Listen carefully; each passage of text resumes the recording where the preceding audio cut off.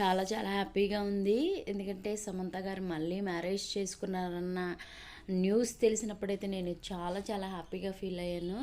So last మనకి 2021 తర్వాత సమంత గారు చాలా ఫొటోస్ అయితే అంటే కొంచెం సిక్ అయిందని, మయోసైటిస్ ఉందని ఆమె చాలా ఫొటోస్ కూడా మనతో షేర్ చేసుకోవడం జరిగింది. చాలా ఇంటర్వ్యూస్లో కూడా ఆమె కన్నీళ్ళు కారుస్తూ ఉండటం అవన్నీ చూసాం. ఎందుకంటే ఆ పెయిన్ అనేది చాలా ఉండిద్దండి. అది మనము ఎందుకంటే మనకి ఏదైనా చిన్న గొడవ వచ్చి ఇంట్లో మాట్లాడకపోతేనే చాలా చాలా బాధపడుతూ ఉంటాము. కానీ పాపం 4 ఇయర్స్ చాలా సఫర్ అయిందనే అనుకోవచ్చు. బట్ వాళ్ళ రీజన్స్ ఏంటో కూడా మనకు తెలియదు, కానీ అంత అవసరం కూడా మనకు లేదు. బట్ ఆమె ఒక ఫేమస్ సెలబ్రిటీస్ కాబట్టి మనం ఇలా అయినా మాట్లాడుతున్నాము, లేకపోతే ఒకరి గురించి మాట్లాడే అంత మనకు ఉండదు.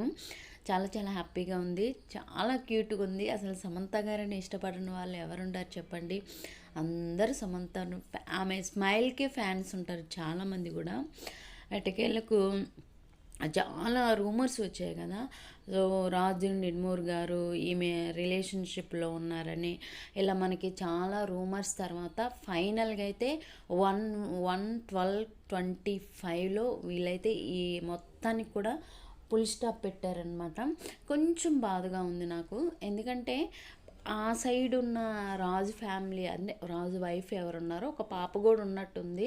బట్ ఆమెకు కూడా కొంచెం పెయిన్ ఉండేది కదా. ఎందుకంటే ఏ భార్యాభర్తలు కూడా విడిపోవాలని కోరుకోరు, అలా కోరుకొని ఎవరు మ్యారేజ్ చేసుకోరు.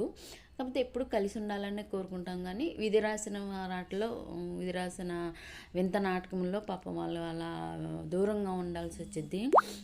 సో ఏదేమైనా కానీ చాలా చాలా హ్యాపీగా ఉంది, కొంచెం బాధగా ఉంది. ఎందుకంటే ఆల్రెడీ నిన్న రాజు నిడుమూరు వాళ్ళ వైఫ్ అయితే ఒక మెసేజ్ కూడా పెట్టింది ఇన్స్టాలో. దాన్ని చూస్తే ఆమె కూడా కొంచెం ఫీల్ అయింది అని అనిపిస్తుంది. బట్ కోర్స్ ఫీల్ అనేది కంపల్సరీగా ఉండిద్ది.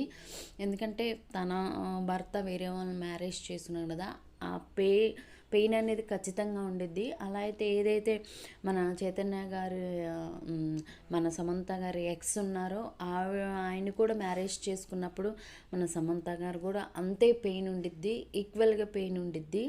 సో ఏదేమైనా కానీ వాళ్ళు ఎందుకు దూరం అయ్యారు అనేది మనకైతే తెలియదు, కానీ అది కొద్దిగా సాడ్ ఉన్నా కానీ మిగతాదంతా హ్యాపీగా ఉంది. ఈ రెడ్ శారీలో అయితే సమంత గారు సూపర్గా ఉన్నారు, చాలా చాలా బాగున్నారు.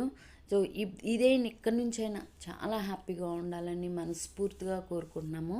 అది కాకుండా బోధశుద్ధి వివాహం అనేది చేసుకున్నారు, దాని గురించి మనకి పెద్దగా అయితే తెలియదు. కానీ బట్ ఏదేమైనా కానీ సమంత గారు ఎప్పుడూ హ్యాపీగా ఉండాలి. ఎందుకంటే ఆ రోజు ఆమెకి మయోసైటిస్ వచ్చినప్పుడు కొన్ని ఇంటర్వ్యూస్లో కూడా చెప్పారనమాట. ఏదైతే మన రాహుల్ గారు వాళ్ళ ఫ్రెండ్ ఉన్నారో ఆయన చాలా సపోర్టివ్గా ఉన్నారనేసి. ఏదేమన్నా కానీ పక్క నుండి చూసుకునే వాళ్ళు ఖచ్చితంగా ఉండాలండి, అది అందరికీ తెలిసిందే కదా.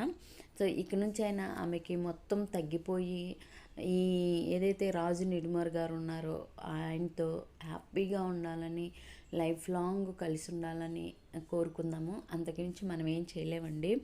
సో చాలా చాలా సింపుల్గా జరిగింది, కొంతమంది మధ్యలోనే జరిగింది అనేసి అన్నారు. బట్ సమంత మేడం అయితే తన ఇన్స్టా ద్వారానే ఆమె షేర్ చేసుకుందనమాట ఫొటోస్. సో చాలా క్యూట్గా ఉందన్నమాట red sari. Course red sari ఎవరికి అందంగా ఉండే చెప్పండి, అది సమంత గారు కడితే ఇంకా దానికి ఆ శారీకే అందం వచ్చిందనమాట. ఎందుకంటే సమంత గారు కట్టింది కాబట్టి. సో సింపుల్గా చాలా కొద్ది మందిలోనే జరుపుకున్నారట్లయితే తెలుస్తుంది.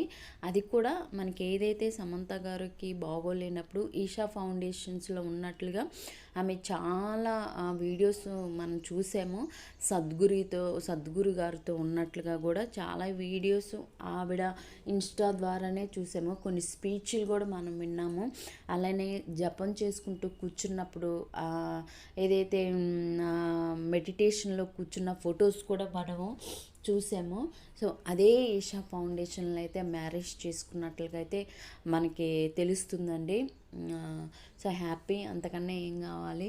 ఎందుకంటే ఈషా ఫౌండేషన్ నేను చూడలేదు, కానీ దాని గురించి మనకి యూట్యూబ్లో వినడం కూడా జరిగింది. అలాంటి పీస్ఫుల్ వాతావరణంలో ఈ ఈ భూతశుద్ధి వివాహం అనేది చేసుకున్నాను. నేనైతే ఇంతవరకు సెట్ చేయలేదు భూతశుద్ధి వివాహం అంటే. మనకి దాని గురించి చెప్పే అంత నాలెడ్జ్ కూడా లేదనమాట. సో ఏదేమైనా కానీ ఒకరు హ్యాపీగా ఉంటే మనకు అదే కావాలి కదా. సో సమంత గారు ఎప్పుడు ఇలానే హ్యాపీగా ఉండాలని మనస్ఫూర్తిగా కోరుకుంటున్నాను.